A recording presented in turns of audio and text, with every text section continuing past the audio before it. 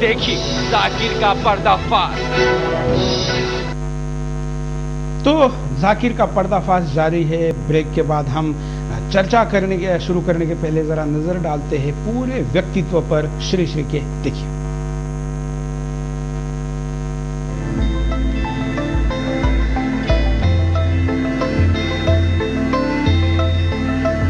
श्री श्री रविशंकर का जन्म 13 मई 1956 को तमिलनाडु के पापनासम में हुआ था। 4 वर्ष की अल्प आयु में ही इन्होंने श्रीमद् भगवत गीता कंठस्थ कर ली थी। बचपन में घंटों ध्यान में बैठना और पूजा करना इनके प्रिय खेल थे। 17 वर्ष की आयु में इन्होंने आधुनिक विज्ञान और वेदों का अध्ययन संपन्न किया। इसके बाद इन्होंने एकांत साधना और सत्य संगम में कई वर्ष बिताए। इनके पिता RSV रत्नम ने इनकी आध्यात्मिक रुचि को देखते हुए इन्हें महर्षि मेष योगी के सानिध्य में भेज दिया। वे अपना अधिकतर समय महर्षि के दिल्ली स्थित चैरिटी में वेद पढ़ाने और यज्ञों के आयोजन में बिताते थे।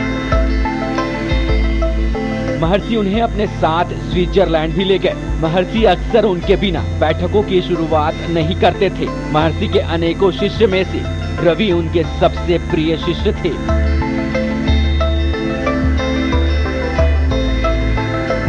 1982 में रविशंकर 10 दिन के मौन में चले गए। कुछ लोगों का मानना है कि इसी दौरान वे परम ज्ञाता हो गए थे और उन्होंने सुदर्शन क्रिया के द्वारा श्वास लेने की तकनीक खोज निकाली। इसके बाद श्री श्री ने दुनिया भर में सुदर्शन क्रिया के विस्तार के लिए आर्ट ऑफ लिविंग संगठन की स्थापना की। श्री श्री रविशंकर अमेरिका स्थित डिविनिटी स्कूल काउंसिलिंग के एकमात्र गैर पश्चिमी सदस्य हैं। वे संयुक्त राष्ट्र की 50वीं वर्षगांठ के अवसर पर आयोजित विश्व शांति वार्ता के गेस्ट स्पीकर भी थे। Shri Shri IAHV international association for human values के सह संस्थापक भी थे।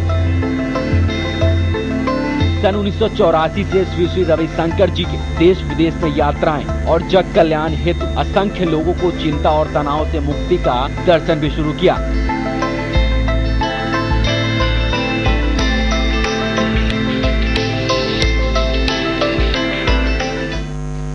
वैसे तो श्री श्री का परिचय बहुत लंबा है, लेकिन हमने काउंटर में आपको कुछ और चीजें दिखाई कि लगातार हम जाकिर को दिखा रहे हैं, उसके तुलना में देखिए श्री श्री का कितना बड़ा काम है। हम अब दिखाते हैं कि अतिथियों को बुलाकर कैसे अपमानित करता है जाकिर। देखिए, हमारी संस्कृति सभ्यता ऐसी नहीं है। किसी को हम इतना जब कह करके में लेके आते हैं, फिर एक अतिथि आता है, उनको उनकी बेइज्जती करने की चेष्टा करते हैं। तो ये जो है ये सभ्य व्यक्तियों का गुण नहीं होता। हमारा क्या, किसी को अतिथि करके बुलाते हैं और उनको सम्मान। तो श्री श्री की एक छोटी सी बाइट है। हम और ज्यादा इसलिए भी नहीं दिखाना चाहते कि हम यहाँ पर 6 गेस्ट को बुलाए हैं, तो उनकी प्रतिक्रिया भी हम आपके सामने देना चाहते हैं। आनंदी जी के पास हम जाएंगे। आपने देखा कि श्री श्री जी जैसे व्यक्ति इस पूरे घटनाक्रम के बाद कितने आहत है। साधु संतों के अपमान के बाद क्या प्रतिक्रिया समाज में होनी चाहिए थी, आप क्या कहेंगे?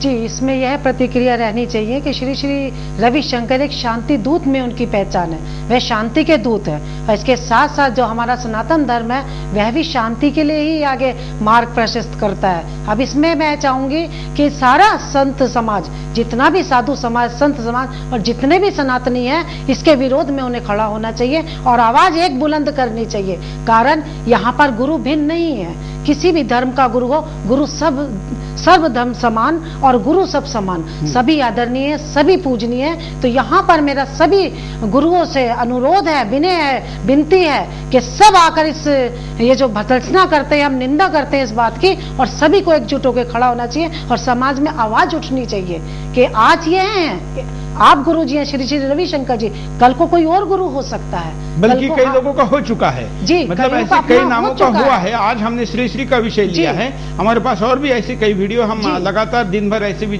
चीजें दिखाई दे। और सभी गुरु यहाँ पे आदरणीय हैं, पूजनीय हैं, वंदनीय हैं। तो यह चाहिए कि जो उनके अपने शिष्य हैं वे तो हैं, और जितने सनातन धर्मी हैं, जितने हमारे हिंदू हैं और जितने हमारे मठ हैं, मंदिर हैं, उससे आवाज उठनी चाहिए इसके खिलाफ, जाकिर हुसैन के खिलाफ। बिल्कुल। महेश जी, जिस प्रकार से समाज में भी इसकी प्रतिक्रिया आनी चाहिए थी, आनंदी जी ने तो साधु संतों में प्रतिक्रिया बताई, आप एक सामाजिक कार्यकर्ता है, समाज में इसमें प्रतिक्रिया क्यों नहीं आई और क्या आनी चाहिए? नहीं, समाज में इसकी प्रतिक्रिया आ रही है और ये अपमान केवल श्री श्री रविशंकर जी का नहीं है, ये संपूर्ण हिंदू समाज का, कश्मीर से कन्याकुमारी तक, आसाम से कच्छ की खाड़ी तक, भारत में रहने वाले प्रत्येक भारतवासी का जो हिंदुत्व में विश्वास करता है, वेदांत में विश्वास करता है और वेद उपनिषद गीता में विश्वास करता है, ये सब उनका अपमान है। और ये इनके परम पूज्य गुरु जी के साथ नहीं हुआ, इससे पहले और लोगों के साथ हुआ है, स्वामी रामदेव जी के साथ भी इन्होंने ऐसा किया है और समाज में प्रतिक्रिया प्रारंभ हुई है। आज बंबई में बहुत बड़ी हलचल थी और बंबई में इसकी प्रतिक्रिया बहुत अधिक हुई है। मैं तो कहता हूं समाज मुंबई में ही और एक प्रतिक्रिया एडिशनल हुई है कि महाराष्ट्र में जो विधान परिषद के विपक्ष के नेता हैं, उन्होंने कहा है कि आने वाला जो अधिवेशन है वहां पर महाराष्ट्र का, उसमें बाकी मुद्दे जितने महत्वपूर्ण हैं उस मुद्दों से भी ज्यादा जरूरी जाकिर नाइक का मुद्दा हम मानते हैं और सारे धर्मों को समान दृष्टिकोण से देखने वाले महाराष्ट्र के समाज में ये कुतर्की कहां से आ गया, इसके ऊपर सरकार को जवाब भी पूछेंगे विनोद तावड़े और साथ में कार्रवाई करने के लिए भी कहेंगे। लेकिन मैं जो कहना चाहता हूं वो ये कहना चाहता हूं, ये केवल महाराष्ट्र का प्रश्न नहीं है, ये तो राष्ट्र का प्रश्न है। जिस प्रकार से और आपने जो कहा ना कि हिंदू साधु संत का अपमान या हिंदू साधु संतों का अपमान हुआ है, मैं तो कहता हूं कि अच्छाई का अपमान हुआ है, अच्छाई का अपमान हुआ, मानवता का अपमान हुआ है। और ये प्रश्न हो सकता है कल परसों में जैसे जैसे समाज के बीच में घूमेगा, श्री श्री रविशंकर जी का जो समाज में आदर और मान और सम्मान है, उसको देखते हुए कहीं कल परसों में पार्लियामेंट के अंदर, संसद के अंदर भी इसकी भर्त्सना प्रारंभ न हो जाए। भारत एक देवभूमि है, क्योंकि भारत देवभूमि है और यहाँ महापुरुष और संत महापुरुष हमारे समय में हमारा मार्गदर्शन करते हैं, हमें दिशा देते हैं, हमारी दिशा के द्वारा समाज में उनके द्वारा बताए हुए मार्ग पर हम चलते हैं। बिल्कुल, लेकिन इस मार्ग पर जाने ऐसे संत और महापुरुषों के प्रति इस प्रकार का व्यवहार यदि होता है और यदि हमारा समाज सोता रहता है, तो ये हम सबके लिए, जितनी समाज सेवा करने वाले लोग हैं, जितने समाज में काम करने वाले लोग हैं, उनके लिए बहुत बड़ी अपमान की बात है। हम सबको खड़े होना चाहिए। मैं भारत सरकार से मांग करता हूं कि इसके सारे वीडियो कैसेट मंगा करके देखे और सुदर्शन को, चैनल को बधाई देना चाहता हूं कि उन्होंने जो पिछले 4 दिन से निरंतर इस कार्यक्रम को चालू किया है, जो जन जागरण किया है, उसके लिए आप बधाई के पात्र हैं। लेकिन देश का कोई और मीडिया नहीं दिखा रहा है इसको। बात यह है कि मीडिया अपनी अपनी बात करने की कोशिश करता है।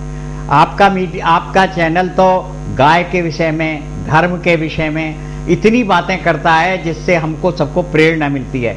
लेकिन मैं आज ये कह रहा हूं यहाँ बैठ करके, यहाँ पर आपने जो मुझसे बात पूछी है, मैं ये कहता हूं कल परसों 2-3 दिन के बाद सभी चैनल आपका अनुकरण करेंगे और समाज में जागृति आने के बाद हम तो ये चाहते हैं। मीडिया के ऊपर मैं तीनों और अतिथियों की भी रिएक्शन दूंगा। आनंदी जी, आप क्या कहेंगी? मीडिया 3 साल से वीडियो पड़ा हुआ है, किसी पॉलिटिकल पार्टी ने रिएक्शन नहीं दी थी। हमने जब ये कार्यक्रम चलाया तो अभी कुछ पार्टियों ने दी है, लेकिन मीडिया ने फिर भी अभी नहीं दी है। जी, इसमें मैं ये कहना चाहूंगी, मैं किसी भी चैनल पर टिप्पणी नहीं कर रही हूँ, मैं कोई मीडिया पे टिप्पणी नहीं कर रही हूँ। इसमें सीधा सीधा राजनीति होती है। अब यहाँ पर जैसे कि चर्चा होती है कि सभी समाज को आगे आना चाहिए, तो उन पार्टियों को भी तो आगे आना चाहिए। बहुत सी पार्टियां हैं इस देश में, सभी को आना चाहिए। भारत क्या एक देवभूमि है और यहाँ पे प्रश्न पूरे भारतवर्ष का है, पूरे भारतवर्ष के धर्म का है। तो यहाँ पर जो मैं किसी भी चैनल पर टिप्पणी नहीं करती हूँ, क्योंकि चैनल क्या है, एक आसान माध्यम अपनी बात लोगों तक पहुँचाने का।